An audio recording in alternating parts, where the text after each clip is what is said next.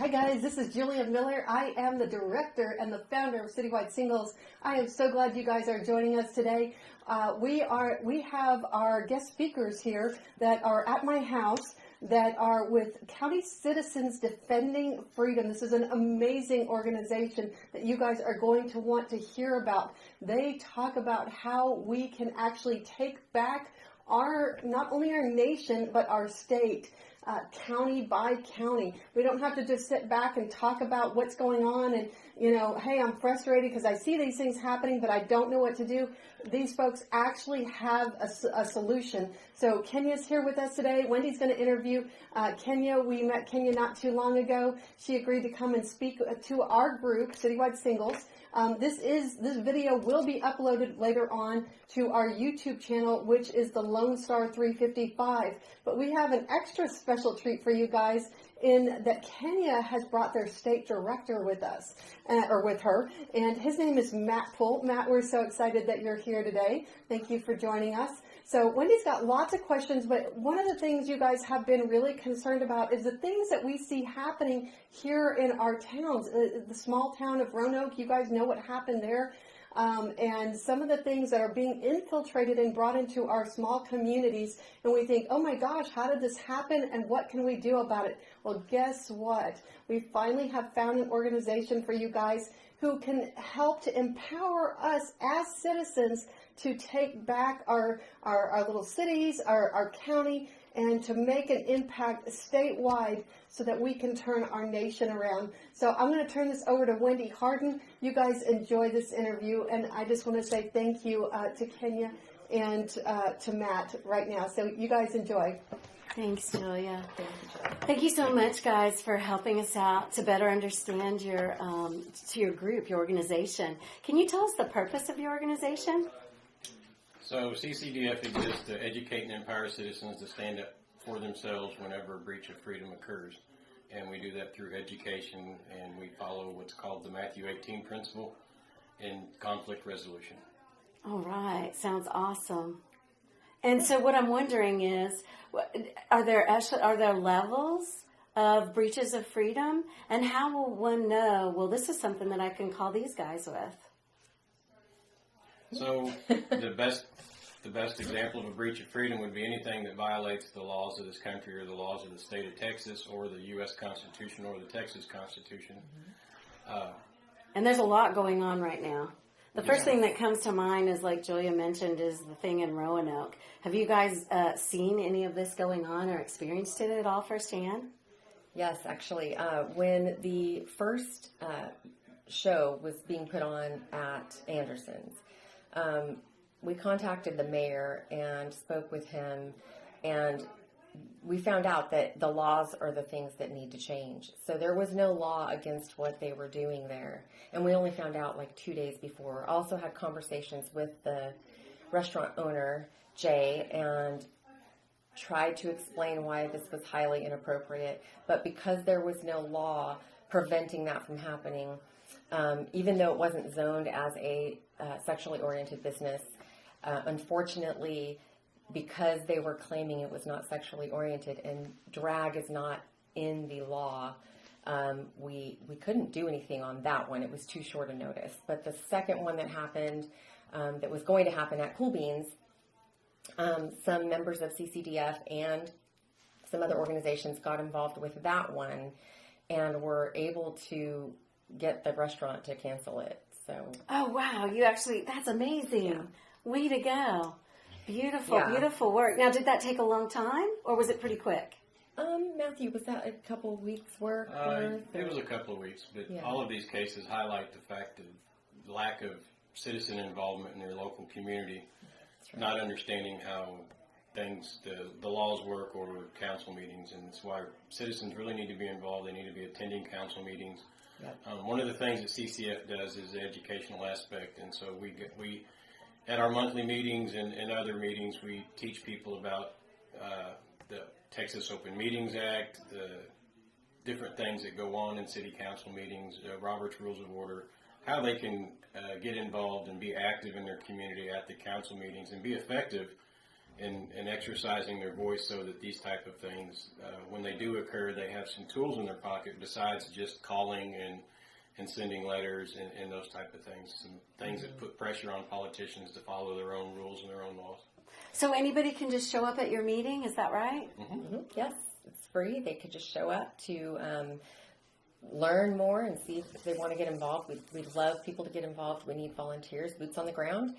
And one of the things I love, I just want to piggyback on what Matthew said, is that, you know, we're so used to, I mean, I've been an activist for years, and I'm used to always working on the offense and on the defensive. Like, something happens and we react, and something happens and we react, and it's just this terrible thing, and we don't get anything done.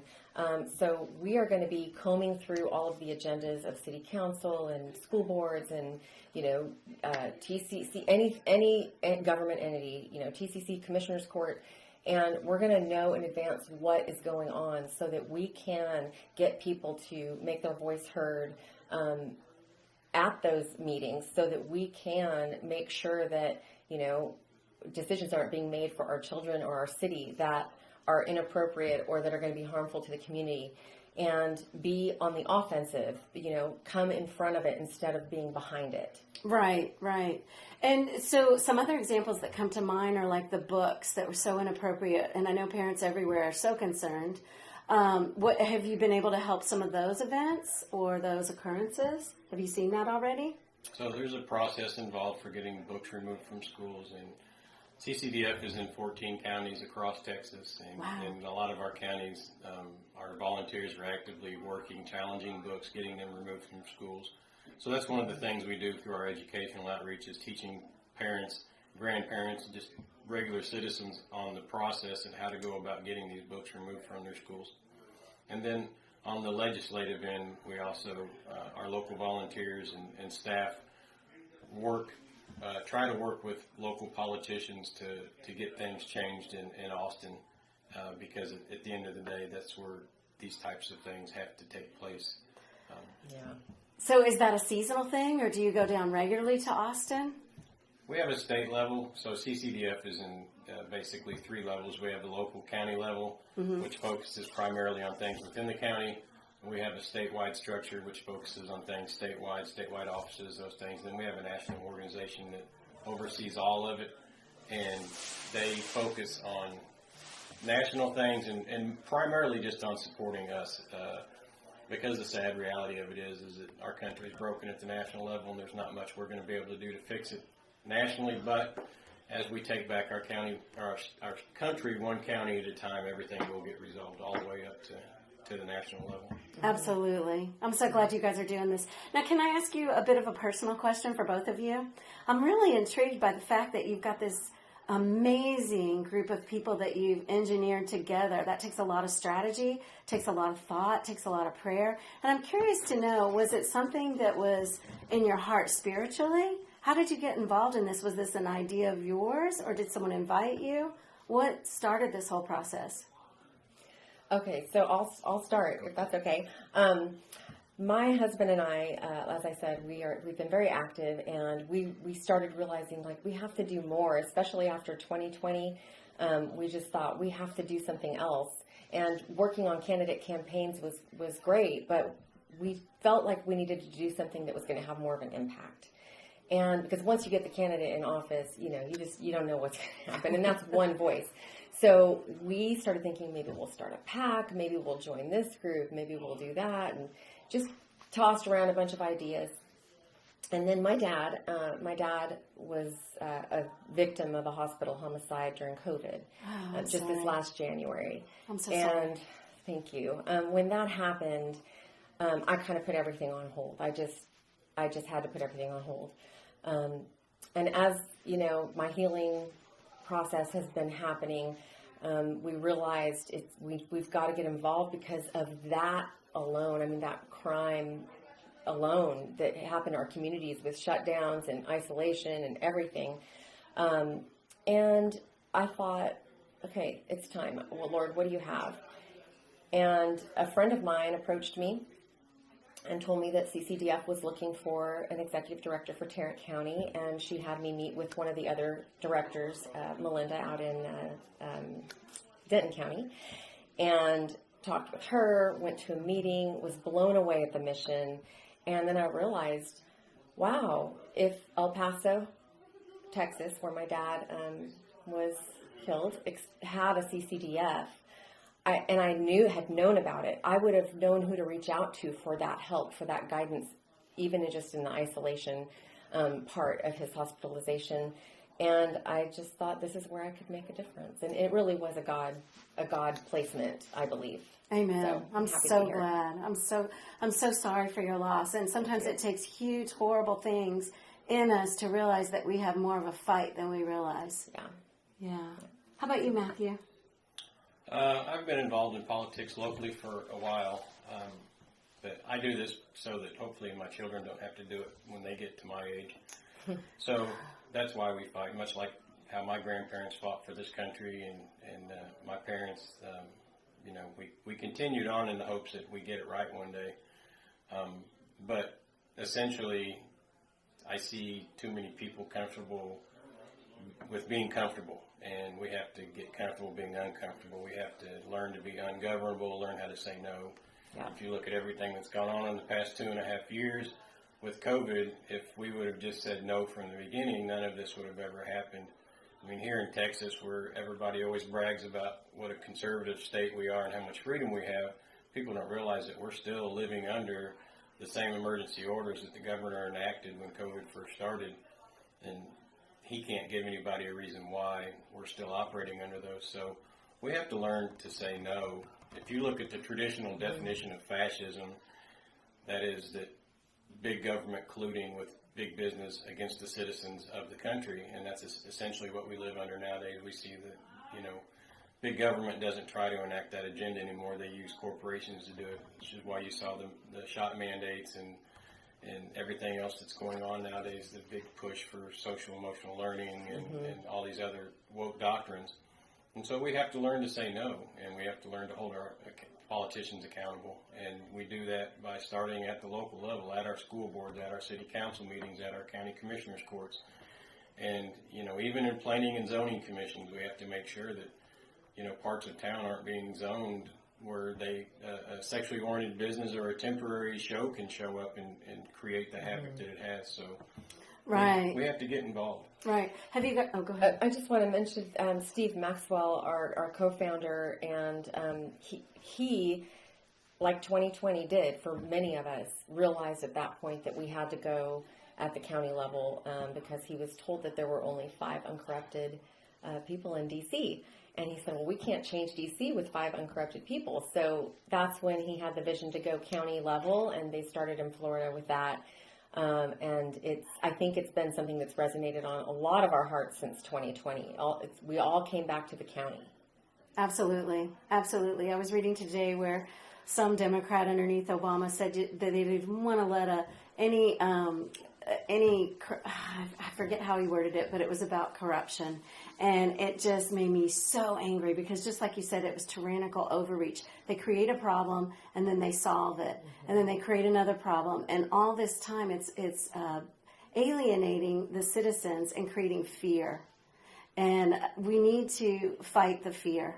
And we need to reach out and seek help. So can you let our listeners know where can they reach out to you?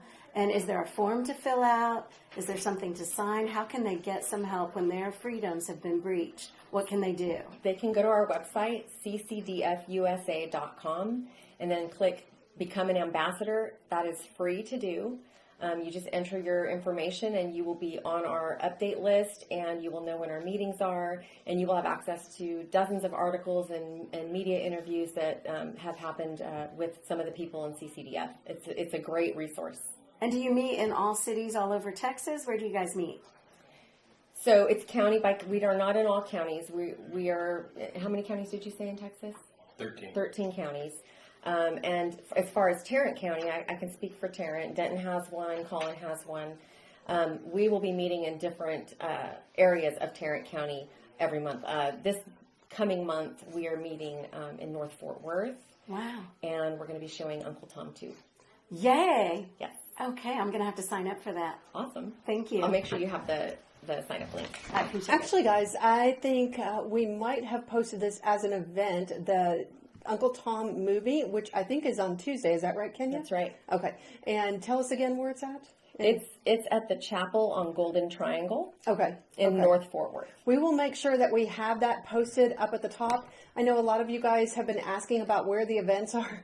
I just realized when I was trying to find events myself that Facebook once again changed something on us. And so you have to look, when you're looking at your phone, look to the left-hand side of the screen and look all the way up at the top, and there's like, I don't know if it's 3 dots or 3 lines, and click on that and a drop-down menu comes down and you will see the events tab.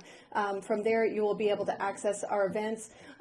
One of the things that we've been pretty involved in is True Texas Project. I believe that's coming up on Monday. We also are hosting a singles event for them. This is not something you want to miss out on. These are conservative Christian singles that are coming from around the state to join us. And so it's been a great privilege for me to be able to host for them. And we will be down on Main Street in Grapevine.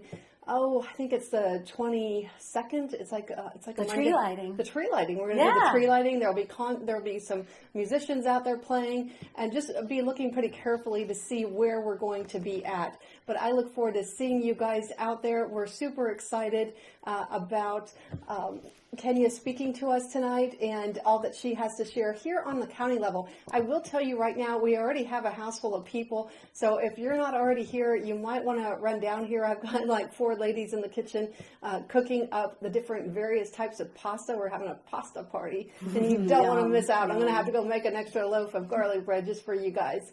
But anyway, you know how much I love you, but more importantly, God loves you, and He's got a good and awesome plan for your life. Plans to bless you, plans to prosper you, plans to give you a hope and a future. So I hope to see you at our next event. Be blessed.